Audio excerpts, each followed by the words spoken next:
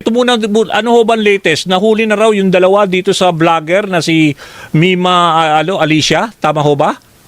Malapit na. Identified na. Oo. And we are about to arrest them any minute now. Okay. So, alam niyo ho ba kung ano ito? Parte ba ng sindikato itong gumawa? Kasi medyo may chilling effect ko nga. Binabanggit ko kanina doon sa mga ibang May- vloggers. Oo. May connection sila sa isang crime group based in the South. Pero lahat yung mababalidate natin pag mahuli na namin sila. Okay. When you say arrest, anytime between now and Sona? Anytime now. Kasi identified, located na, tracking na. Okay, good. So, marapit na. Dalawa ho ba, Sek? Dalawa sila. Oo. Okay. Ako, breaking news yan ha. Alam nyo, papaligo na sana ako ha. Dahil ako nga po ay pupunta sa Kilamima. Napanood ko po itong balita ng DZMM. At ayon nga po sa ating DILG Secretary, anytime now ay mahuhuli na po itong mga gumurgura dito kay Mima Alicia. Naku, napakagandang development po nito kasi yan po ang hinahangad po ng pamilya nitong si Mima. Alam nyo, kaming mga vlogger, ang dasal nga namin sana bago maiuwi si Mima sa Samar, sana po ay mahuli na talaga itong mga mulmul na to na gumawa ng masama kay Mima, no? Alam nyo, pag nangyari yan, syempre malungkot tayo, tayo ay nagdadalamhati, nagluluksa sa pagkamatay ni Mima. Pero pag po naibigay itong hustisya na ating hinahanap para kay Mima, syempre talagang napakalaki po ng pasasalamat natin kay PBBM dahil po sa kanyang mahigpit na utos na bigyan po ng hustisya ang kanyang tagapagtanggol na si Mima Alicia. Syempre salamat din sa ating PNP chief kay Sir Nartates at dito kay John B. Cremulya ng DILG. Napakagaling po niya na talagang masasabi natin na hindi natutulog ang hustisya dito sa ating bansa at hindi po pinapabayaan ng PNP ang kanilang mga trabaho, lalo na kapag ganito pong mga sensitibong pangyayari mabibigyan po ng hustisya. Alam niyo po, isa po ito sa mga makakapagpabawas ng pagdadalamhati ng magulang ni Mima at ng kanila pong mga kamag-anak, mga nagmamahal kay Mima, mga supporter at tayong mga vloggers na sumusuporta kay Mima. Naku, talaga pong sabi ko nga, napakagandang nito, kapalit sa nangyari kay Mima na mabibigyan po siya agad-agad ng hustisya dahil nga po hindi lahat naman ay pinagpapala po na makakuha agad ng hustisya sa mga krimen na nangyari o kaya mga tawag dito, yung paggurgur, 'di ba, sa isang tao. Ito po ay talagang hindi po magiging madali at hindi po magiging mabilis kung hindi dahil kay PBBM. So, yun nga po, kumpirmado, konektado sa sindikato sa South. Yun po ang malinaw na sinabi nitong si John B. Cremulya. At yan po ay meron na tayong nauulinigan tungkol diyan, yun nga pong grupo ng mga nasa casino, mga ganyan ang ating naririnig diyan. Ito nga pong grupong ito ay doon po nag-ooperate sa South. At ngayon nga po, ito nga po yung nabanggit ni John B. Cremulya. So unti-unti na pong lumilinaw, unti-unti na pong nalalaman natin ang mga pangyayari dito sa nangyari kay Mima. Alam nyo ito kapag nahuli ang dalawang yan, sigurado ko ihaharap po yan sa presscon. At dyan na isisiwalat ni John B. Cremulya ay yung lahat ng mga nalalaman nitong dalawang tao na ito.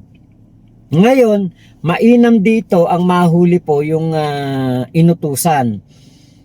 Kung yan ang tinutukoy ni John B. Cremulya, yung dalawang bumira kay Mima, yan po siguro yung binabanggit nitong si John B. Cremulya. Ngayon, kapag po confirm na yung dalawang yon na bumira, maituturo nila kung sino ang mastermind, kung sino po ang nag-utos sa kanila.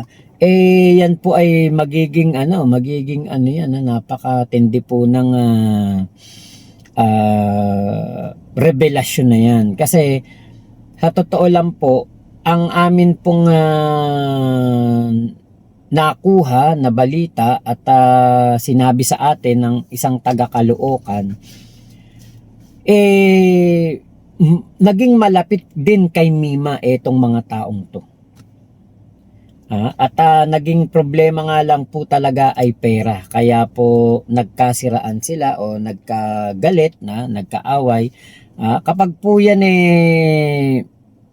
lumabas na talaga yung katotohanan, alam nyo, sa totoo lang, mapapahiya din yung mga DDS kasi syempre ang kanilang sinasabi, kanilang pinagdidiinan hanggang ngayon kahit na nga sinabi na ng PNP na merong nangyaring isang gulo sa isang sindikato na-involve si Mima o niloko si Mima, yun pa rin pong doon sa kay Boss B pa rin ang kanilang pinagpipilitan na dahilan daw po ng pagkawala ni Mima. Pero kami pong mga vlogger na kahit papaano ay nakakasagap po ng mga balita, ng mga ginagawang investigasyon, yan nga po yung aming napag-alaman kinagabihan nung si Mima po ay nawala. Ngayon, ito pong mga naging kaibigan ni Mima na ito, sila po ay may kumbaga parang may para silang isang grupo. Baka hindi nila alam na sila matatawag ng sindikato. Pero ito nga pong grupo na ito ay ganun po ang gawain sa mga invest sa casino, mga nagpapautang. Yan po ang isa sa mga dapat na maimbestigahan ng ating NBI, PNP, CIDG. Yan po ang isa sa mga dapat maimbestigahan kasi hindi lang po ngayon nangyari yan. Na meron pong nangyaring hindi maganda na ang sangkot po ay yung mga taong nasa loob po ng casino. Kasi kahit doon kay Inay Mary Ann, nabanggit niya rin sa akin yan dati, nakwento niya yan sa akin dati, yung tungkol po dyan sa mga grupo na yan. Na merong mga nandyan sa grupo na yan na gumagawa po ng hindi maganda. Let's say kunwari hindi ka nakabayad o kaya ikaw nailit na yung sasakyan mo. Talagang ibang klase daw po yung mga yan. Kapag nakaharap ka, napakabait sa'yo at talagang kung magkano kailangan mo ibibigay sa'yo, pero napakalaki daw po talaga ang tubo niyan. At isa pa, malit ka lang dyan ng isang minuto sa inyong usapan, talagang matindi po ang magiging kapalit at posibleng yung iyong sasakyan na isangla mawala na sa'yo at gagawan na nga daw yan ng deed of sale kagad yan sana yung isa sa mga maimbestigahan ng ating PNP at NBI. Kasi yan po yung kumbaga parang nananamantala sa mga nahihilig sa pagsusugal. Yan po yung isa sa mga nananamantala. Kaya sana para maiwasan po yung katulad po ng nangyari dito kay Mima Alicia, sana nga po maaksyonan po yung mga ganitong grupo, maimbestigahan kung bakit sila nakakapag-operate ng ganyan o paano sila nakakapag-operate ng ganyan. At eto ba, ano ba to, legit ba to? Meron ba silang mga permit para magpautang ng ganyan? 'Di ba? Yan po yung mga katanungan na sana'y masagot kapag po naimbestigahan yan. At ito pong nangyari kay Mima, matuldukan na po ang mga masasamang espekulasyon. Katulad niyan, ang kanila pong espekulasyon ay yung nangyari dito kay Mima. Patungkol daw ito sa onsehan, sa sa vlog, parang ganon, onsehan sa vlog, onsehan daw dun kay Boss B. Kahit nga po sino tanungin yung admin vlogger, PBBM vlogger o government pro government vlogger, hindi po nila narinig, hindi namin narinig kailanman kung sino po yung Boss B na tinatawag. Never pong ako never kong narinig yan. Baka doon kila Banat Bay, pwede, 'di ba? Boss B Banat Bay o Boss B Baste. 'Di ba? Pwede ring kay Boss B, Boss Dada. 'Di ba? Marami doon maraming B doon pero sa amin talaga na mga vlogger na pro admin, hindi ko narinig kailanman yung pangalan na Boss B. Never ko pong narinig. At ang yung Boss B, kung titignan niyo po yung chat,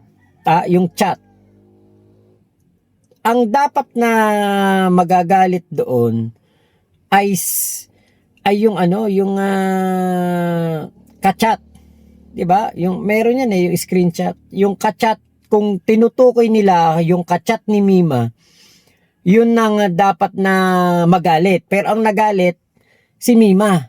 Imagine niyo yun yung mga ganung fabricated na screenshot na hindi natin alam kung AI yun kasi mali-mali yung oras. Merong ilan na mga chat tapos bigla pa nga lumabas dito mali yung oras, tapos meron ulit kasunod na chat na parang nasa 2:30, parang gano'n 2:30 ang mga oras, di ba? So yan po yung dapat na makontra dito. Dahil nga po wala naman po talagang Boss B kaming kilala na mga pro admin vlogger.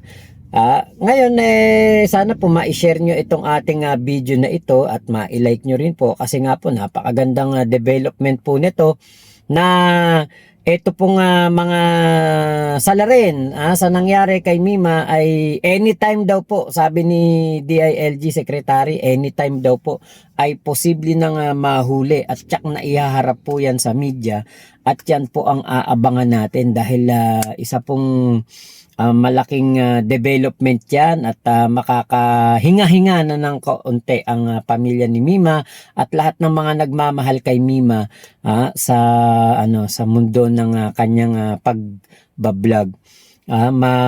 Matutuldukan na po lahat ng espekulasyon at masasabi na nating case close etong nangyari kay Mima Alicia. Ngayon po pagkatapos nitong pagre-record ko na to, ako'y pupunta na po doon sa sanctuarium. At ewan ko kung ano oras tayo darating doon. Medyo matraffic tsak. Medyo hinapon na tayo.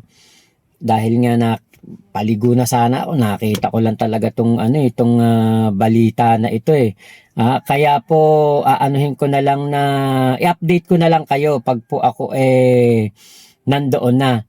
At maraming salamat po sa mga tropa pips natin dyan na sumusubaybay po dito sa aking vlog. Hanggang alas 9 na lang po ngayon, ngayong gabi hanggang alas 9 na lang po si Mima doon po sa sanctuarium at mamaya pong madaling araw ibibiyahin na po siya pauwi po ng Samar. So, yun lamang po. Maraming salamat sa pagsama nyo dito sa aking vlog na ito. Ingat po kayo. Nasan mang panig kayo ng mundo. Momo chup chup. Love you, love you. God bless us all, Pilipinas. God first. Salamat po.